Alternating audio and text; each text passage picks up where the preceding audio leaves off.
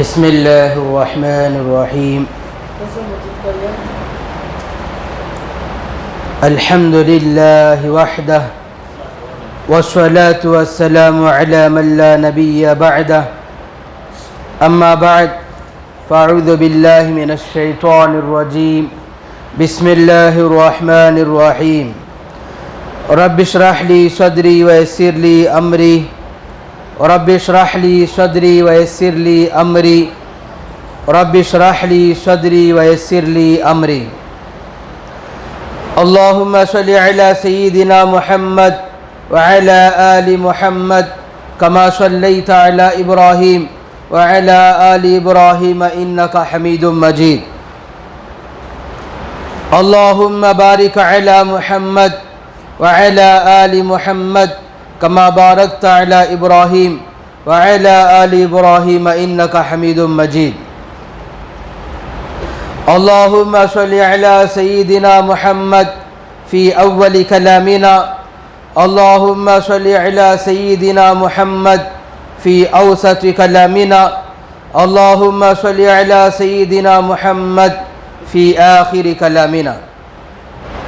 محرم کے تعلق سے گزشتہ بار بات آئی تھی کہ اس کے اندر رسم و رواج نہیں کرنا چاہیے، محرم کے مہینے کو ماتم والا مہینہ نہیں بنانا چاہیے، محرم کے مہینے کو نحوست والا مہینہ نہیں بنانا چاہیے، اور محرم کے مہینے کو نحوست والا ماننے کی بنیاد پر، ماتم والا ماننے کی بنیاد پر، غم کا مہینہ تصور کرنے کی بنیاد پر جو رسوم اور بدعات معاشرے میں داخل ہو چکی ہیں، ہمارے درمیان میں پنپ چکی ہیں، ان سے مجھے اور آپ کو پرہیز کرنا چاہیے، ہمارے دماغوں کو ان تصورات سے پاک کرنا چاہیے، ہمارے عقائد کو ان غلط فہمیوں سے، کج فہمیوں سے، بدعات سے، رسومات سے صاف کرنا چاہیے۔ اس پر بات آئی تھی۔ اب یہ بھی سن لیں کہ جو لوگ یہ کہتے ہیں کہ محرم کا مہینہ ماتم کا مہینہ ہے، دلیل یہ ہے کہ حضرت حسین رضی اللہ عنہ کو اس مہینے میں شہید کر دیا گیا، جس پر میں نے بات واضح کی تھی کہ نہیں کسی کی شہادت کی وجہ سے کوئی مہینہ، کوئی دن، کوئی وارم نحوست والا نہیں ہوتا۔ شہادت تو بڑا ہی مبارک مقام ہے، مبارک مرتبہ ہے، اونچا مرتبہ ہے، جس کی تمنا حضرت حسین رضی اللہ عنہ کے نانا خاتم النبیین محمد عربی جناب محمد رسول اللہ صلی اللہ علیہ وسلم خود کیا کرتے تھے، اور آپ کے ہزاروں صحابہ شہید ہو گئے، شہادت کے مقام اور مرتبے پر فائز ہو گئے، جام شہادت کو بخوشی نوش کیا، اور جام شہادت نوش کرنے کو فخر تصور کیا، اور جام شہادت نوش کرتے ہوئے انہوں نے فزت ورب الکعبہ کے نعرے لگائے، کامیابی کا اعلان کیا۔ یہ وہ شہادت ہے۔ ایسی شہادت کی بنیاد پر کوئی دن یا کوئی مہینہ منحوس ہو جائے، یہ بالکل غلط اور باطل خیال ہے، باطل اور فاسد عقیدہ اور نظریہ ہے۔ حضرت عثمان غنی رضی اللہ عنہ کی شہادت کا واقعہ پیش آیا۔ اگر آپ اس سے پہلے جائیں تو ہر زمانے میں، ہر دور میں کافر، مشرک، ان سے بڑھ کر یہود اور نصارہ ایمان کے، دین کے، اسلام کے مخالف ہیں، معاند ہیں اور دشمن ہیں، اور خود نبی کریم صلی اللہ علیہ وسلم کے جانی دشمن یہود اور نصارہ ہیں۔ جب آپ صلی اللہ علیہ وسلم نے ہجرت فرمائی اور ہجرت فرما کر مکہ چھوڑ کر مدینہ تشریف لائے، تو یہاں پر بھی یہود اور نصارہ اپنے دلوں میں دشمنی، بغض پالے ہوئے، تعصب پالے ہوئے یہاں پر بھی موجود تھے۔ ہمیشہ وہ آپ کا پیچھا کیا کرتے تھے، تعاقب کیا کرتے تھے، اور بہانے تلاش کیا کرتے تھے کہ کوئی بہانہ مل جائے، کوئی موقع مل جائے کہ آپ کا کام تمام کر دیا جائے، آپ کو زہر دے کر ختم کر دیا جائے، اور آپ کو قتل کر کے آپ کے مشن کو ختم کر دیا جائے، یہ ان کی جستجو تھی، تلاش تھی، وہ اسی کی طاق میں لگے رہتے تھے۔ کئی سارے واقعات پیش آئے اور آخر کار ہمارے نبی صلی اللہ علیہ وسلم کی جو وفات ہوئی، آپ کا جو انتقال ہوا، وہ بھی ایک یہودیہ عورت کی دعوت میں اللہ کے نبی نے شرکت فرمائی، تو اس نے اس گوشت کے اندر زہر کی ملاوٹ کر دی تھی، اور اسی زہر کے اثر سے، اسی زہر کے نتیجے میں آخر میں ہمارے نبی صلی اللہ علیہ وسلم کی وفات ہوئی۔ اور آخری وقت میں اللہ کے نبی نے فرمایا تھا، اب مجھے اس وقت کا وہ گوشت جس میں زہر ملایا گیا تھا، اس کے آثار محسوس ہو رہے ہیں، اس کی تکلیف محسوس ہو رہی ہے، خود نبی نے فرما دیا۔ تو کافر اور مشرک یہود و نصارہ آپ کے دشمن تھے، اور آپ کے جانی دشمن تھے، اور آپ کی طاق میں تھے کہ کب آپ کو ختم کر دیا جائے اور آپ کے اسلام کے چراغ کو گل کر دیا جائے، بجھا دیا جائے۔ وہ یہ چاہتے تھے، یریدون لیطفئوا نور اللہ بافواہہم واللہ متم نورہ ولو کرہ الکافرون۔ وہ لوگ تو چاہتے ہیں، یہود چاہتے ہیں، نصارہ چاہتے ہیں، کافر چاہتے ہیں، مشرک چاہتے ہیں، متعصب چاہتے ہیں، مخالف چاہتے ہیں، دشمن تو یہ چاہتے ہیں کہ اسلام کے چراغ کو اپنے منہ کے پھونکوں کے ذریعے سے بجھا دیا جائے، لیکن اللہ چاہتا ہے کہ اسلام مکمل ہو، اسلام کامل ہو، اسلام غالب ہونے کے لیے آیا ہے، لہذا اللہ نے جو چاہا وہ کر دکھلایا، اسلام کو مکمل کیا، اسلام کو غالب کر کے دکھلایا۔ چنانچہ اسلام غالب ہو کر رہا، اور آج تک اسلام بڑے ہی آن اور شان کے ساتھ زندہ ہے، تابندہ ہے، اور قیامت تک اسلام اپنے اور آب اور شاب کے ساتھ زندہ رہے گا۔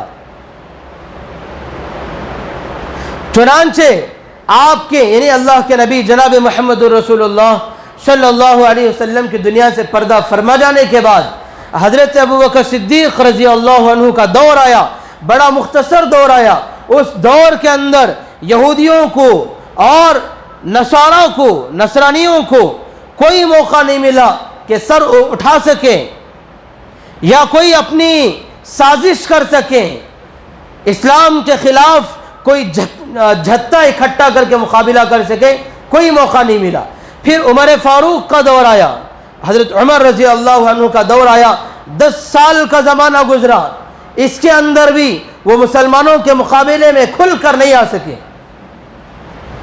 ہاں اتنا ضرور کیا کہ انہی کی سازشوں سے، انہی کے پلاننگوں سے، انہی کے منصوبوں سے ایک مجوسی نے، لولو فیروز نامی مجوسی نے حضرت عمر رضی اللہ عنہ پر فجر کی نماز کے دوران وار کیا، اور آپ رضی اللہ عنہ شہید ہو گئے۔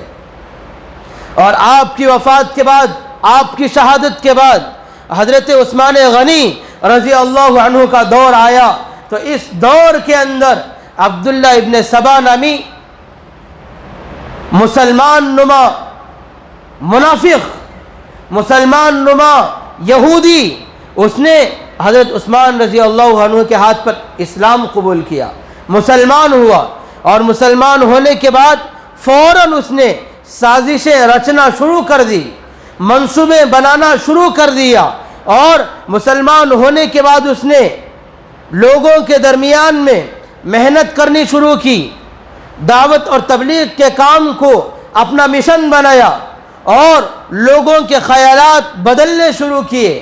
سب سے پہلے اس نے یہ بات لوگوں میں پھیلائی، اپنے ماحول میں پھیلائی۔ کیا بات پھیلائی؟ کہ یہ حضرت عثمان غنی رضی اللہ عنہ کا دور ہے، بنو ہاشم اعلیٰ ہے، بنو امیہ ادنا ہے، ہونا تو چاہیے یہ تھا، بنو ہاشم کا مقام بڑھتا، بنو امیہ کا مقام گھٹتا، ہونا تو یہ چاہیے تھا۔ مگر اب کیا ہو رہا ہے کہ بنو امیہ کا مقام بڑھ رہا ہے، حضرت عثمان غنی رضی اللہ عنہ وقت کے خلیفہ، امیر المومنین، دنیا کے بادشاہ بنے ہوئے ہیں۔ یہ بات پھیلائی اور اسی کا چرچا کرتا تھا، اسی کا تذکرہ کرتا تھا، یہی خیال یہی ذہین لوگوں کا وہ بنایا کرتا تھا اور پھونک پھونک کر اپنا قدم رکھا کرتا تھا. وہ جانچ لیتا تھا, پرکھ لیتا تھا. جہاں کہیں بھی نو مسلم نظر آتے, نئی آبادی نظر آتی, بھولے بھالے لوگ نظر آتے, فوراً اپنے خیالات کی تبلیغ شروع کرتا اور اپنے ہم خیال بناتا. روایتوں میں آیا ہے, تاریخ میں لکھا ہے, اس نے ملک شام, بصرہ, کوفہ, دمشق ان مقامات پر جا کر وہاں اپنے ہم خیالوں کو پیدا کیا. اور اس کا دوسرا نظریہ یہ تھا کہ وہ لوگوں کو یہ کہا کرتا تھا کہ رسالت کا ماننا, توحید کا ماننا فرض ہے. پہلا نمبر توحید کا ماننا ضروری, دوسرا نمبر رسالت کا ماننا ضروری. اس کے بعد ایک اور نئی بات اس نے ایجاد کی, جس طرح سے توحید اور رسالت کا ماننا ضروری ہے, اسی طرح سے امامت کا ماننا بھی ضروری ہے. کس کا ماننا ضروری ہے؟ امامت کا ماننا بھی ضروری ہے. وہ یہ بات کیا کرتا تھا. مطلب کیا؟ وہ حضرت حسن رضی اللہ عنہ, حضرت حسین رضی اللہ عنہ کو آج کے شیعہ لوگ کیا کہتے ہیں؟ حضرت امام حسن, امام حسین کے نام سے یاد کرتے ہیں. دراحلے کے امام کا لقب کسی اور صحابی کے ساتھ نہیں لگایا جاتا تھا. کیوں؟ ان لوگوں نے یہ پروپیگنڈا کیا, یہ بات لوگوں کے درمیان میں پھیلائی, یہ افواہ پھیلائی کہ اللہ کے نبی کے بعد حضرت علی رضی اللہ عنہ نبی کے رازدار ہیں. کیا ہے؟ حضرت علی رضی اللہ عنہ نبی کے رازدار تھے, جیسے یوشع بن نون حضرت موسیٰ علیہ السلام کے رازدار تھے. یوشع بن نون کو رازداری کی باتیں معلوم تھی, تو ویسے ہی حضرت علی رضی اللہ عنہ اللہ کے نبی صلی اللہ علیہ وسلم کی بہت ساری راز کی باتیں جانتے تھے جو کہ اور صحابہ نہیں جانتے تھے. ابو بکر و عمر نہیں جانتے تھے, عثمان غنی رضی اللہ عنہ نہیں جانتے تھے. 1,24,000 صحابہ رضی اللہ عنہم کو ان باتوں کا پتہ نہیں تھا جن باتوں کا پتہ حضرت علی رضی اللہ عنہ کا تھا. یہ بات پھیلائی, اور یہ بات بھی اس نے pھیلائی لوگوں کے درمیان میں کہ حضور صلی اللہ علیہ وسلم کے بعد اس کائنات میں اگر کسی کا مقام اونچا ہے, بلند مرتبے والے اگر کوئی ہے تو وہ حضرت علی ہیں. کون ہے؟ حضرت علی ہیں. اور اللہ کے نبی نے وصیت فرمائی تھی, اور اللہ کے نبی کی ایک راز کی بات یہ تھی کہ اللہ کے نبی کے بعد بلا واسطہ اگر کوئی خلیفہ ہوگا تو وہ حضرت علی رضی اللہ عنہ ہوں گے. کون ہوں گے؟ حضرت علی ہوں گے. حالانکہ خلیفہ کون بنے؟ سب سے پہلے خلیفہ اللہ کے نبی کے بعد حضرت ابو بکر رضی اللہ عنہ بنے. حضرت ابو بکر رضی اللہ عنہ کے بعد خلیفہ ثانی عمر ابن خطاب رضی اللہ عنہ بنے. عمر ابن خطاب کے بعد خلیفہ ثالث حضرت عثمان غنی رضی اللہ عنہ بنے. لیکن اس نے یہ پروپیگنڈا پھیلایا, یہ افواہ پھیلائی کہ سب سے پہلے خلیفہ حضرت علی کو ہونا چاہیے تھا. لیکن یہ جو دونوں خلیفہ گزرے ہیں, ابو بکر اور عمر, انہوں نے ظلم کیا ہے, غصب کیا ہے, اور ظلمن غصبن جبرن خلافت کو چھین کر اپنے حق میں لے لیا ہے. کیا کر لیا ہے؟ گویا کہ صحابہ پر اس نے الزام تراشی کی, الزام لگایا, بہتان باندھا اور ظالم ٹھہرایا. اور پھر اس کے بعد اس نے کہا تیسرے خلیفہ اب کا جو دور چل رہا ہے, عثمان غنی کا دور چل رہا ہے, یہ 2 خلیفہ گزر گئے, ان کا دور ہے. اب بھی بات دور نہیں گئی, اب بھی بات دور کہیں نہیں گئی, اب بھی کچھ گیا نہیں ہے. اگر کچھ کرنا چاہتے ہو کر سکتے ہو. لوگوں نے پوچھا کیا کریں, تو اس نے کہا وقت کے خلیفہ کو معزول کرو, علی کو خلافت پر لاؤ, یا وقت کے خلیفہ کو قتل کرو, علی کو خلافت پر لاؤ, ان کا حق ان کو ملے گا, انصاف ہوگا. اس نے یہ بات کہی, اور اپنے جو ہم خیال لوگ تھے بصرہ سے, کوفہ سے, شام سے, دمشق سے اکٹھا کر کے لایا, مدینے میں جمع کر دیا, اور پھر حضرت عثمان غنی رضی اللہ عنہ کی وہ شہادت کا سانحہ پیش آیا. آپ کو شہید کر دیا گیا. آپ کی شہادت کے بعد اچھا یہ بات بھی سن لیں، ان کے دل میں حضرت علی سے کوئی محبت نہیں تھی، حضرت علی رضی اللہ عنہ سے محبت نہیں تھی۔ یہ جو عبداللہ ابن سبا جو حضرت عثمان رضی اللہ عنہ کے ہاتھ پر مسلمان ہوا تھا، یہ دیکھنے میں مسلمان تھا، حقیقت میں مسلمان نہیں تھا، یہ منافق تھا، یہ یہودی تھا۔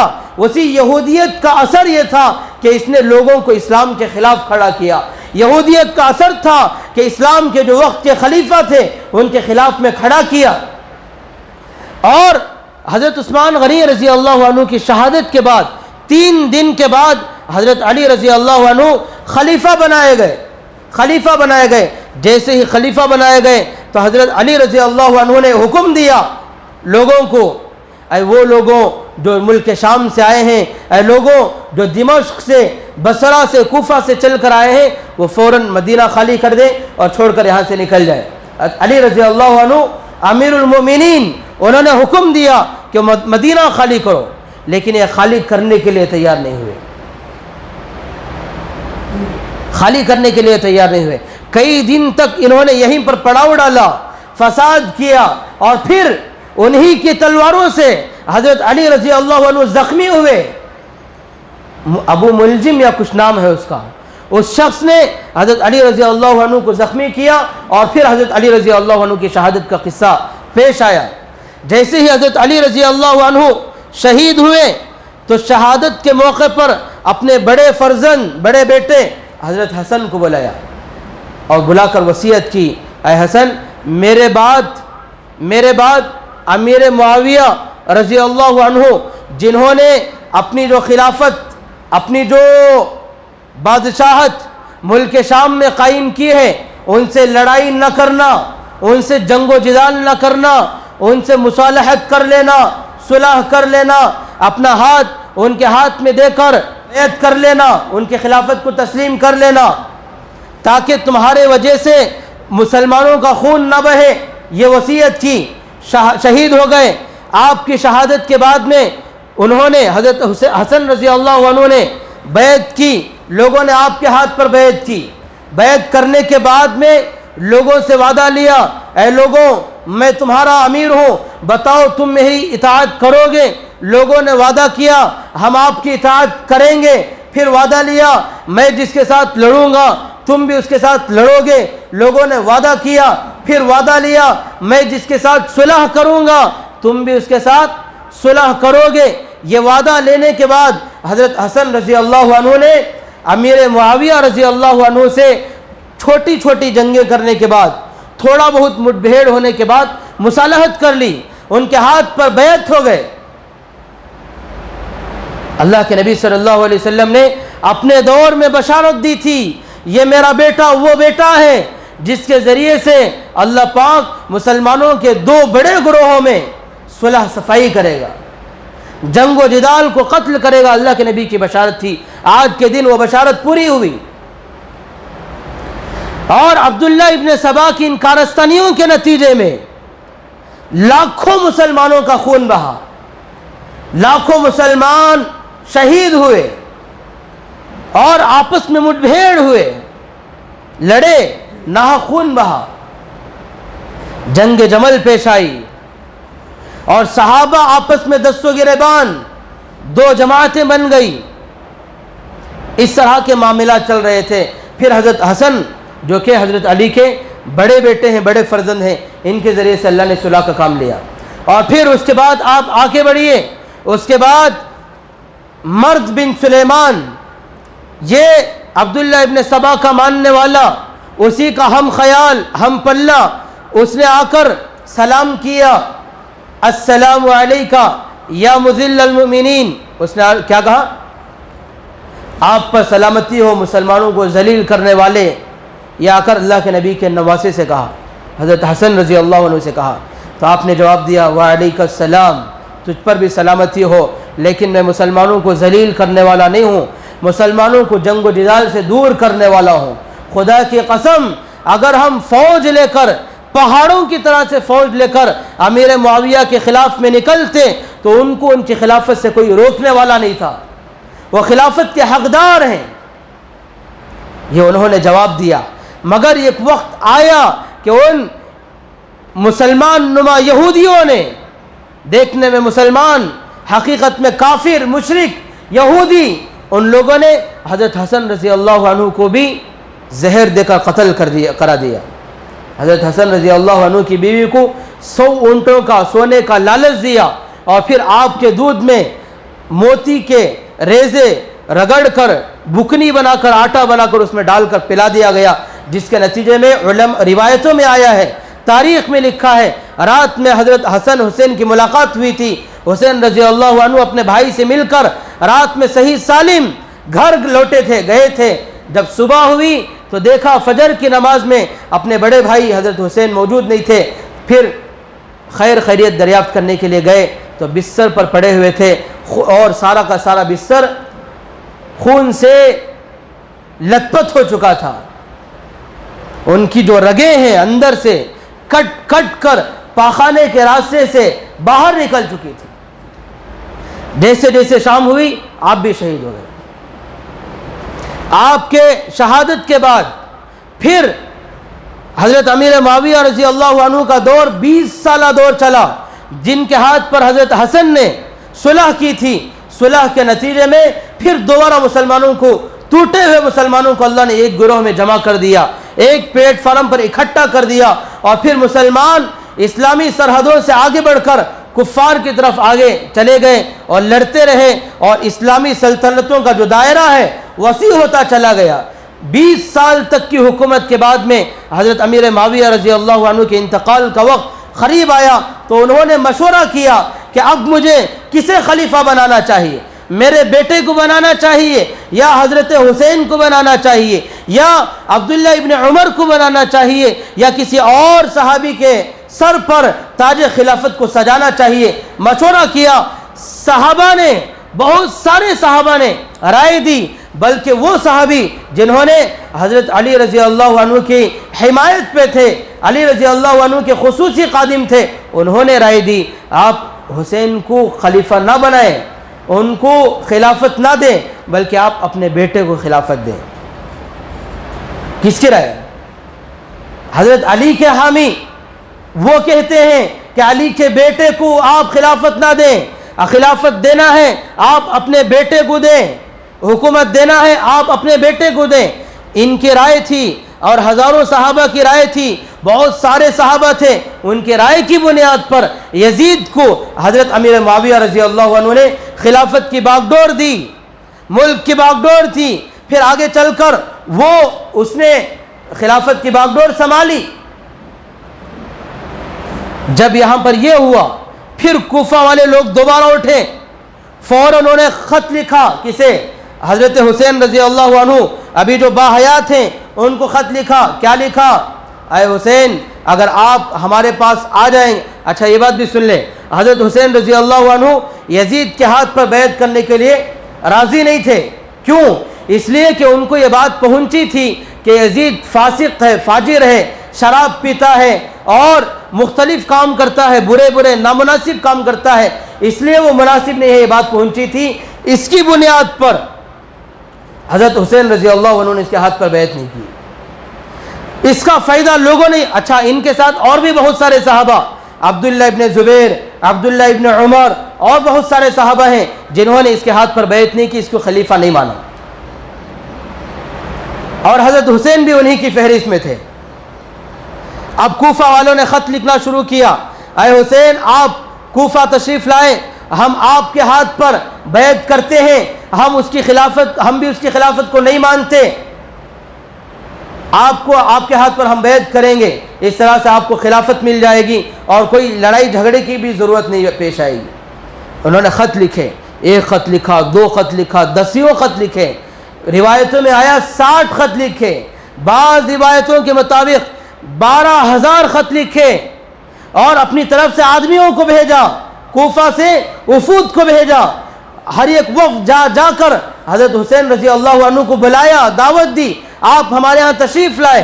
اور مدینے میں جو صحابہ تھے انہوں نے منع کیا حضرت حسین رضی اللہ عنہ کو، اور فرمایا کہ آپ ہرگز کوفہ والوں پر بھروسہ نہ کریں، اگر آپ نے ان پر بھروسہ کیا اور کوفہ کی طرف ہجرت کر گئے تو آپ کے والد کو بھی انہوں نے ہی دھوکہ دیا ہے، اور آپ کے بھائی کو بھی انہوں نے ہی دھوکہ دیا ہے، وہ آپ کو بھی دھوکہ دیں گے۔ بار بار یہ بات کہی، لیکن حضرت حسین رضی اللہ عنہ نے صحابہ کی بات سنی اور اپنی طرف سے اپنے ایک نسبتی بھائی حضرت مسلم بن عقیل رضی اللہ عنہ کو کوفہ بھیجا، جاؤ وہاں کے حالات دیکھ کر مجھے خط لکھنا کہ کیا حالات ہیں۔ پھر وہ گئے، انہوں نے حالات کا جائزہ لیا۔ جیسے ہی وہاں پر پہنچے ہیں تو کوفیوں نے ان کا استقبال کیا۔ استقبال کرنے کے بعد پہلے ہی دن 18,000 کوفیوں نے ان کے ہاتھ پر بیعت کی۔ حضرت حسین رضی اللہ عنہ کے ہاتھ پر ان کے واسطے سے بیعت کی، مسلم بن عقیل کے ہاتھ پر بیعت کی 18,000 لوگوں نے۔ بعض روایتوں میں آیا 80,000 لوگوں نے بیعت کی۔ انہوں نے خوش ہو کر، مسلم بن عقیل نے خوش ہو کر خط لکھا کہ میں نے یہاں پر جو حالات دیکھے ہیں بہت اچھے حالات ہیں، بہت اچھی فضا ہے، لوگ آپ کے ہاتھ پر بیعت کرنے کے لیے تیار ہیں، لہذا آپ تشریف لائیں۔ یہ خط لکھا اور یہ خط حضرت حسین رضی اللہ عنہ تک پہنچا، اور پہنچنے میں ایک لمبی مدت درکار تھی۔ وہ خط پہنچتا گیا۔ وہ خط کے پہنچنے سے پہلے یہاں پر یزید کو معلوم ہوا، جو کہ دمشق میں بیٹھا ہوا تھا۔ اس یزید کو معلوم ہونے کی بنیاد پر اس یزید نے یہاں کے جو کوفہ کے جو گورنر تھے ان کو معزول کر دیا۔ معزول کر کے بصرہ کا گورنر ابن زیاد، عبید اللہ ابن زیاد کو خط لکھا اور اس کو بلا کر یہاں کا حاکم بنا دیا۔ اور وہ جو عبید اللہ ابن زیاد ہے بڑا ظالم اور جابر حاکم تھا، ظالم اور جابر گورنر تھا۔ اس نے آتے ہی پہلے ہی دن جو 18,000 لوگ مسلم بن عقیل کے ہاتھ پر بیعت کر چکے تھے، انہوں نے اپنی بیعت کو توڑ دیا اور مسلم بن عقیل کو اس گورنر نے گرفتار کروایا اور گرفتار کر کے قتل کر کے ان کے گردن کو ان کے دہلیز پر ٹانگ دیا۔ اور ادھر خبر پہنچی حسین رضی اللہ عنہ کو، اور خط پر پڑھ کر خوش ہو گئے اور مدینے سے اپنے گھر والوں کو لے کر، اپنے ساتھ لوگ اپنے خاندان والوں کو لے کر ہجرت کر گئے، روانہ ہو گئے۔ جب نکلے ہیں عبداللہ ابن عمر رضی اللہ عنہ نے آ کر سمجھایا حسین رضی اللہ عنہ کو کہ آپ ہرگز نہ جائیں، اور عبداللہ ابن عباس رضی اللہ عنہ نے آ کر سمجھایا، عبداللہ ابن زبیر رضی اللہ عنہ نے سمجھایا آپ کوفہ نہ جائیں۔ کئی صحابہ نے سمجھایا، بلکہ حضرت عبداللہ ابن عباس رضی اللہ عنہ کے بارے میں آتا ہے حضرت حسین رضی اللہ عنہ نے جب بات نہیں مانی اپنے گھوڑے پر سوار ہو کر آگے چلتے گئے۔ عبداللہ ابن عباس ان کے پیچھے پیچھے دوڑتے ہوئے آئے اور فرمایا کہ میں آگے لیٹ جاؤں گا، اگر آپ کو جانا ہے تو آپ میرے سینے سے گزر کے چلے جائیں۔ لیکن پھر بھی حضرت حسین رضی اللہ عنہ کو خبر ملی تھی، اطمینان والی، خوشی والی، اچھی خبر تھی، یہ سن کر آپ نکل گئے۔ اچھا یہ بھی سن لیں، حضرت حسین رضی اللہ عنہ اس بنیاد پر نہیں نکلے کہ آپ خلیفہ بننے کے لیے نکلے ہیں، آپ اس لیے نہیں نکلے کہ آپ کو یہ حکومت کی تمنا تھی، لالچ تھی، کرسی کی، سیٹ کی طلب تھی، اس کی بنیاد پر نہیں نکلے تھے، بلکہ اس وجہ سے نکلے تھے کہ میں جاؤں گا کوفہ، اور کوفہ کے بعد یزید کے پاس جاؤں گا، یزید کے حالات معلوم کروں گا، اس کے ہاتھ پر اگر وہ اچھا ہوگا، مناسب ہوگا اور مشرع ہوگا، اس کے ہاتھ پر بیعت کروں گا۔ یہ بات تھی، تحقیق حال کے لیے نکلے تھے، ورنہ سیٹ کی لالچ اور تمنا نہیں تھی۔ اور پھر آپ آگے بڑھتے گئے، آپ کے ساتھ میں آپ کی جو جماعت تھی، خاندان والے تھے وہ بھی تھے، اور کوفہ سے آئے ہوئے 60 کوفی تھے۔ 60 کوفیوں کا ایک وفد بھی مدینہ آپ کو لینے کے لیے آیا تھا، وہ کوفی بھی آپ کے ساتھ میں تھے۔ چلتے گئے اور دوران سفر فرزدق نامی ایک شاعر ملا تو اس نے آ کر کہا اے حسین، اگر آپ کوفہ جائیں گے تو کوفہ والوں کے دل آپ کے ساتھ میں ہیں، مگر تلواریں عبید اللہ ابن زیاد کے ساتھ میں ہیں۔ تلواریں کس کے ساتھ میں ہیں؟ عبید اللہ ابن زیاد کے ساتھ میں، حاکم کے ساتھ میں۔ وہ جو کہے گا تو وہ کریں گے، اس لیے اس نے بھی کہا۔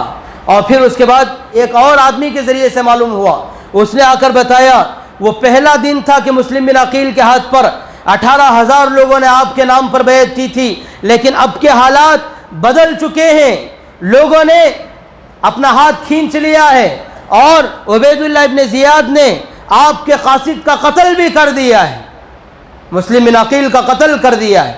یہ سن کر حضرت حسین رضی اللہ عنہ مایوس ہوئے، پریشان ہوئے اور لوٹنا چاہا۔ روایتوں میں لکھا ہے وہ حضرت حسین رضی اللہ عنہ اس راستے میں تھے، تقریباً کوفہ کے قریب پہنچ چکے تھے، اور عبید اللہ ابن زیاد نے 1,000 کا لشکر حر بن یزید تمیمی کے ہاتھ میں دے کر وہاں پر متعین کر دیا تھا۔ اس لشکر نے آپ کو گھیر لیا اور کہا کہ آپ کوفہ جانا ہے، اور ان کے ساتھ میں جو افراد تھے 60 کوفی، انہوں نے بھی مجبور کیا کہ آپ کو واپس مدینہ نہیں جانا ہے، آپ کو کوفہ جانا ہے۔ اگر آپ کوفہ جائیں گے، کوفہ والے لوگ آپ کو دیکھیں گے تو آپ کے ہاتھ پر بیعت کریں گے، وہ وعدہ نہیں توڑیں گے، وعدہ خلافی نہیں کریں گے، وہ آپ کے ہاتھ پر بیعت کر لیں گے۔ اس کا انہوں نے یقین دہانی کرائی، یقین دلایا، اور انہی کے لشکر میں سے وہ لوگ جو مسلم بن عقیل ان کے جو چچازاد بھائی تھے، ان کے بیٹے بھی ان کے ساتھ میں تھے، انہوں نے سنا کہ ان کے باپ کو شہید کر دیا گیا ہے، تو فوراً انہوں نے حضرت حسین رضی اللہ عنہ سے عرض کیا اب تو ہمارے باپ کو قتل کر دیا گیا ہے، تو خون کا بدلہ خون ہے، بدلہ لینے کے لیے تو جانا ہی جانا ہے، یہ مجبوریاں لاحق ہو گئی۔ پھر حر بن یزید تمیمی کا وہ لشکر آ کر گھیر لیا، اور پھر سعد بن عمرو بن عاص رضی اللہ عنہ کے بیٹے سعد، ان کا ایک لشکر 4,000 کا لشکر تھا، اس نے آ کر گھیر لیا اور آ کر کہا کہ اچھا یہ جو سعد ہیں عمرو بن وقاص رضی اللہ عنہ کے بیٹے ہیں، عمرو بن وقاص یہ عشرہ مبشرہ میں سے ہیں، اللہ کے نبی نے ان صحابی کو جنتی ہونے کی بشارت دی تھی، یہ وہ صحابی ہیں، اور سعد ان کے بیٹے ہیں، انہوں نے 4,000 لشکر کے ساتھ آ کر گھیر لیا اور حضرت حسین رضی اللہ عنہ سے عرض کیا آپ صلح کر لیں، تو حضرت حسین رضی اللہ عنہ نے فرمایا میں خود چل کر نہیں آیا ہوں، لوگوں نے مجھے بلایا ہے، خط پر خط بھیجے ہیں، وفود پر وفود بھیجے ہیں، وعدے پر وعدے کیے ہیں، اور یہ ان کے پاس جو خطوط تھے ان خطوط کے بوریوں کو کھول دیا اور خط پڑھ کر سنایا، لشکر والوں کو آواز دیا اے فلانے کیا تم نے خط نہیں لکھا تھا،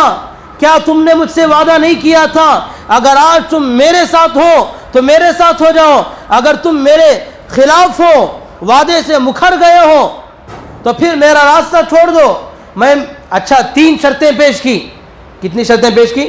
عمرو بن سعد کے پاس حضرت حسین رضی اللہ عنہ نے 3 شرطیں پیش کی، یا تو آپ مجھے چھوڑ دو، میں واپس کوفہ چھوڑ کر مدینہ چلا جاؤں گا، دوسری شرط یہ تم مجھے آگے جانے دو، اسلامی سرحدوں میں سے کسی بھی ایک سرحد کے پاس جاؤں گا، کافروں سے قتل و قتال جہاد کرتے ہوئے وہیں پر شہید ہو جاؤں گا، اپنی زندگی پوری کر لوں گا۔ تیسری شرط یہ پیش کی اگر یہ بھی منظور نہیں ہے تو میری تیسری شرط یہ ہے کہ میرا راستہ چھوڑ دو، میں سیدھے یزید کے پاس جاؤں گا، دمشق ملک شام جاؤں گا، ملک شام میں دمشق کے پاس جا کر یزید کے پاس جس طرح سے میرے بھائی نے حضرت امیر معاویہ رضی اللہ عنہ سے صلح کی تھی، ویسے میں بھی اس کے بیٹے سے صلح کر لوں گا، یزید کے ہاتھ پر بیعت کر کے صلح کر لوں گا۔ انہوں نے خط لکھا کسے؟ کوفہ کے گورنر عبید اللہ ابن زیاد کو۔ عبید اللہ ابن زیاد نے بالکل منظور نہیں کیا، بلکہ اس نے دوبارہ حکم دیا ان کو قید کر کے میرے پاس لایا جائے تاکہ وہ میرے ہاتھ پر بیعت کرے۔ حضرت حسین رضی اللہ عنہ نے فرمایا جب میں یزید جو کہ بڑا گورنر ہے اس کے ہاتھ پر بیعت کرنے کے لیے تیار نہیں تھا تو جو کہ غلام ہے، چھوٹا ہے، اس کے ہاتھ پر میں بیعت کر لوں، اس کے سامنے جھک جاؤں، یہ کیسے گوارا ہو سکتا ہے؟ آپ نے نہیں مانا تو تیسری شرط کی اجازت دے دی گئی کہ آپ دمشق چلے جائیں، یزید کے ہاتھ پر بیعت کر لیں، اس کی اجازت دے دی گئی تھی۔ آپ نے وہاں سے آگے بڑھ کر ملک شام کا راستہ لیا، تقریباً علماء روایتوں میں آیا ہے 80 پر 8 کلومیٹر آپ آگے بڑھ چکے تھے، اور جو کوفیوں کا جو وفد آپ کے ساتھ میں تھا 60 آدمیوں کا، ان کے سامنے آپ نے پڑھ کر سنایا تھا، اور حر بن یزید تمیمی کے لشکر کے سامنے خطوط پڑھ کر سنائے تھے کہ کیا تم نے مجھے بلایا نہیں تھا, کیا تم نے وعدہ نہیں کیا تھا. یہ جو خط پڑھ کر سنائے تھے, نام لے لے کر بتائے تھے, یہ سارے کے سارے کوفیوں کے سامنے تھے. جب آپ یزید کا راستہ لے رہے تھے, یزید کی طرف جا رہے تھے, تو ان کوفیوں نے سوچا, کیا سوچا, اگر حضرت حسین رضی اللہ عنہ ملک شام چلے گئے, دمشق چلے گئے, یزید کا آمنا سامنا ہو گیا, تو پھر یزید پوچھے گا آپ کو کس نے بلایا. تو حسین رضی اللہ عنہ کیا کہیں گے, کوفہ والوں نے بلایا. آپ کو کس نے بلایا, خطوط لکھ کر بلایا, نام سارے کے سارے موجود ہیں, اور وفد جو ساتھ میں ہے وہ بھی موجود ہیں. اس نے سوچا اگر یزید کا آمنا سامنا ہوا, ہمارا نمبر پہلے لگے گا, یزید پہلے ہمارا کام تمام کرے گا. یہ سوچ کر ان یزیدیوں نے آگے بڑھنے نہیں دیا, بلکہ درمیان میں ہی لگائی بجائی کر کے, ادھر کی بات ادھر, ادھر کی بات ادھر کر کے, پھر آگے چل کر وہ جنگ ہونا پڑا. آخر کار 10 محرم الحرام کا وہ دن آیا, پھر عصر کی نماز سے پہلے کا وہ وقت آیا, جس وقت کے اندر آپس میں لڑائی ہوئی, جس کے نتیجے میں عبید اللہ ابن زیاد نے شمر ذی الجوشن کے ہاتھ سے اس کو حاکم بنا کر, امیر بنا کر اس لشکر کے پاس بھیجا. اس نے حضرت حسین رضی اللہ عنہ کا مقابلہ کیا, اور پھر حضرت حسین رضی اللہ عنہ شہید کر دیے گئے. یہ ہے واقعہ کربلا کا. حقیقت اور سچائی کو جاننے کی ضرورت ہے. اب اس کے بعد وقت تو ہو چکا ہے, 2 منٹ لیتا ہوں میں آپ کے. بعض لوگ یہ بھی کہتے ہیں کہ وہ جو میدان جہاد تھا, لڑائی کا جو میدان تھا, اس میدان کے اندر خیمے لگے ہوئے تھے, خیموں میں سے عورتوں کی رونے کی, بچوں کے رونے کی آوازیں آ رہی تھی, اور ان عورتوں کے سروں سے دوپٹہ کھینچا گیا. یہ بالکل جھوٹ ہے, اس سے بڑا کوئی اور جھوٹ نہیں ہو سکتا. نبی کے گھرانے کی عورتوں کا دوپٹہ چھینا جائے اور سارے صحابہ خاموش بیٹھ جائیں, یہ ہو سکتا ہے؟ یہ بالکل جھوٹ ہے, مندہڑک باتیں ہیں, ایسا نہیں ہوا ہے. بلکہ تاریخ میں یہ بات تک ملتی ہے کہ حضرت حسین رضی اللہ عنہ کی شہادت ہوئی, اور یہ جو قافلہ 72 آدمیوں کا قافلہ شہید ہو کر غم کی حالت میں یزید کے دربار میں پہنچا ہے, ملک شام پہنچا ہے, تو یزید کی عورتوں نے جب ان کو دیکھا تو وہاں پر ماتم کا ماحول برپا ہو گیا. یزید کے گھرانے میں عورتوں کی آوازیں نکل گئی. وہ بھی تو مسلمان تھے, وہ بھی نبی کے گھرانے سے ان کو بھی محبت تھی, تعلق تھا. یہ جو درمیان کا جو بھی شہادت کا جو واقعہ پیش آیا ہے, یہ عبداللہ ابن سبا اور اس کے ہم خیال لوگ اور کوفہ والے, ان لوگوں کے ذریعے سے پیش آیا ہے. اس کا مطلب یہ نہیں کہ یزید مجرم نہیں ہے, بلکہ یزید مجرم ہے, یزید فاسق ہے, یزید فاجر ہے, یزید گنہگار ہے. جس وقت حضرت حسین رضی اللہ عنہ کی لاش اس کے دربار میں لے کر جائی گئی, تو اس نے چھڑی کے ذریعے سے آپ کے ہونٹوں کو مارا تھا. اس نے جب معلوم ہوا تھا تو کوفیوں کو قتل نہیں کیا تھا, حسین رضی اللہ عنہ کی شہید کرنے والوں سے بدلہ نہیں لیا تھا. وقت کا حاکم تھا, اس کی ذمہ داری بنتی تھی کہ حضرت حسین کی حفاظت کرتا, شہید کرنے والوں سے بدلہ لینا چاہیے تھا, مگر نہیں لیا. اس لیے نہ مجرم ہے, فاسق ہے, فاجر ہے, گنہگار ہے. تو اس کے گھر میں بھی ماتم کا سا ماحول پیدا ہو گیا. تو یہ ہے شہادت کا واقعہ. وآخر دعوانا الحمد للہ رب العالمین.